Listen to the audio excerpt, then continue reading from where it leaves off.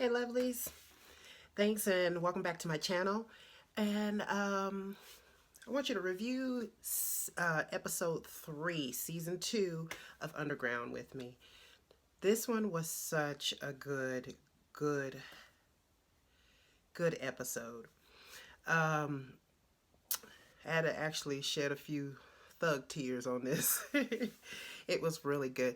In this episode, we really don't deal with Noah, his situation. It's really Ernestine Steen and Rosalee that we deal with in this episode. And this was really, if you pay attention, a real dynamic episode. So in the last episode, we left off where Rosalie has gotten shot. So we pick up from there. When it first opens, we see that um, the stone we're going to say breaker, the gentleman who deals with stone, who's learning to read, evidently his reading is getting a little bit better, and this time we find him reading to his daughter, and he's reading about what Sojourner Truth is conveying about slaves, and and trying to let people know that that they're actually people and not equal, and not just slaves or what have you, but they are also people too. And so we go into Steen's situation, which seems to be like she's just deteriorating worse and worse, which is totally understandable. She's just basically wanting, to give up. In this episode, we see that she's bucking up to people. She's ready to fight. She's ready, to end it. It's like the overseer comes, and she's just standing on the beach, and he's like, well, where you been all day? And she's passing him, not giving mind to what he says. She's at her wit's end. She's ready to fight. She's fighting her man back, and that same day that the overseer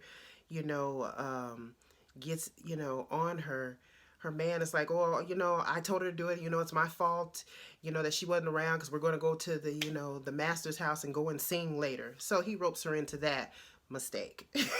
Because again, Ernestine is at her wit's end. So she goes and she dresses really nice, and of course before she goes, she's sniffing that stuff, so she's high anyway.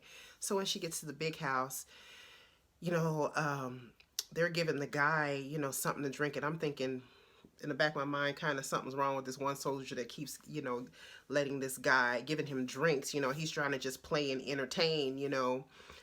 I'm always thinking like something else was about to go down. Yeah, I don't know if y'all felt that. If you did, write it below. I was feeling that this guy was trying to get this other guy drunk for a reason.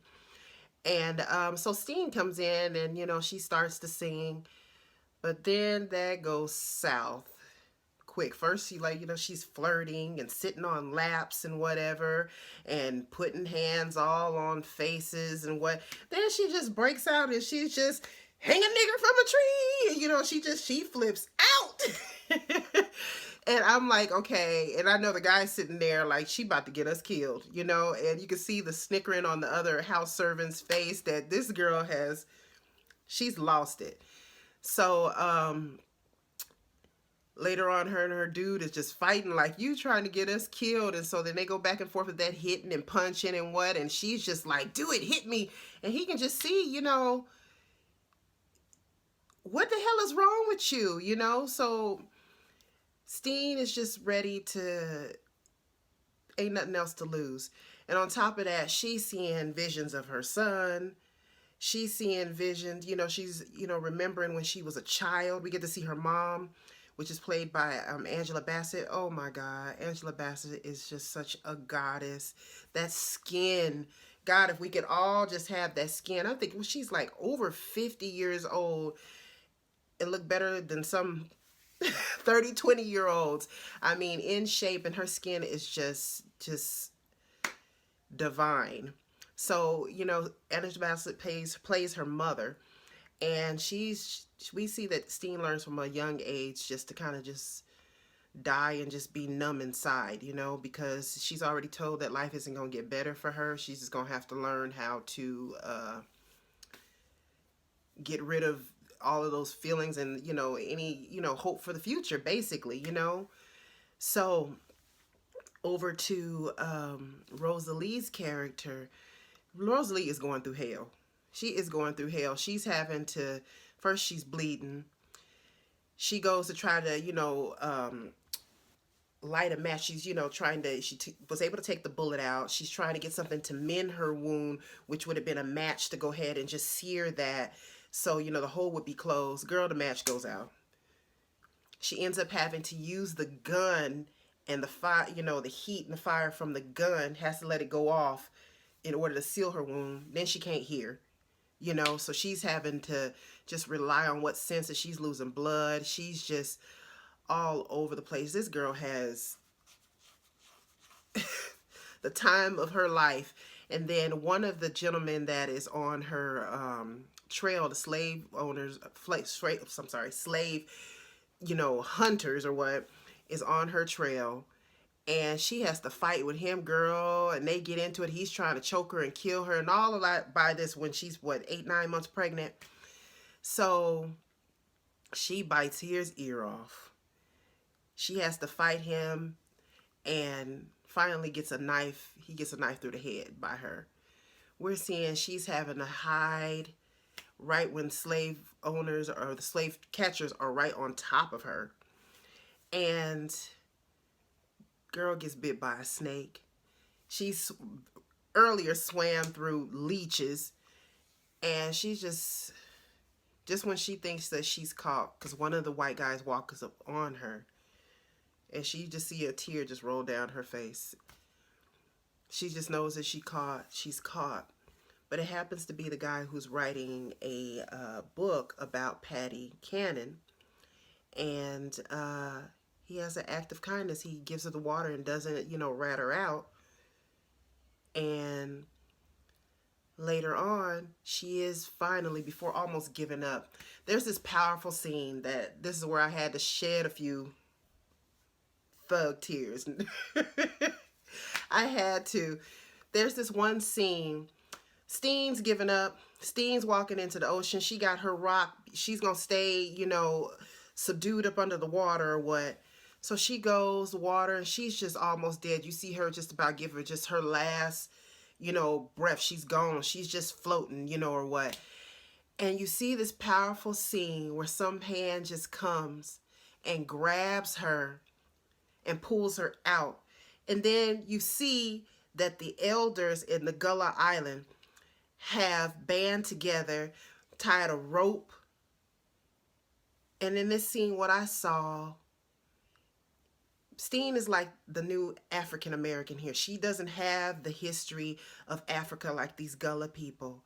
And what I see here, it's the elders, something that we don't have here. Our elders helping her to hold on, giving her life back to her.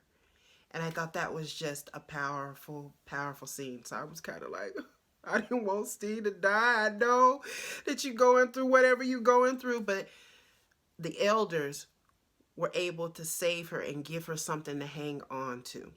So I caught that.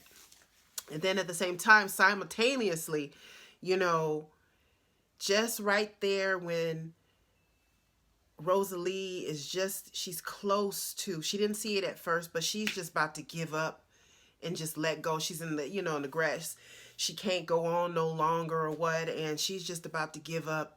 And then she sees the carriage. And just that little bit of hope, just when you just about to give up, just a few steps away is your salvation or that hope you were looking for. So I really did think this was a good episode. I don't think I gave away all the spoilers or what have you, but I really did enjoy this dynamic that they played off of Rosalee and her mother. Her mother taught her a lot. I mean, this girl is out here surviving and fighting off slave catchers and, healing wounds, knowing what to do when she's, been hurt or wounded or what. And she's smart. And you just see her mother in her. And then her mama just grabbing just the last hope of something to live. So at the end of this, we see that the first slave catcher, the one who lost his son in season 1, look who Patty Cannon pays a visit to. He's in a jail, you know, somewhere cracking rocks. But evidently, this is who she's about to recruit to catch Rosalee. And he definitely wants Rosalee because he's under the impression that Rosalee killed his son. So we will see, and I'm sure the next week we'll pick up with that. And yeah, this slave catcher is going to be thirsty to get a hold of Rosalee. I hope that Rosalee gets somewhere and had that baby really quick, so then, you know, she can continue running on or whatever. But she is, death was just upon her heels, okay? So you guys, tell me your favorite part of you that you liked of this episode. Tell me some things that maybe I missed, or even about that little powerful scene about the elders and then Stein. Let me know. Leave a reply, you know, in the box down below. Let me know. And subscribe, okay? Hopefully this just gets better. I can't wait for what is it, the Issa Rae stuff to be coming back. I'm going to do a review on those when those do return. So let's see you next week.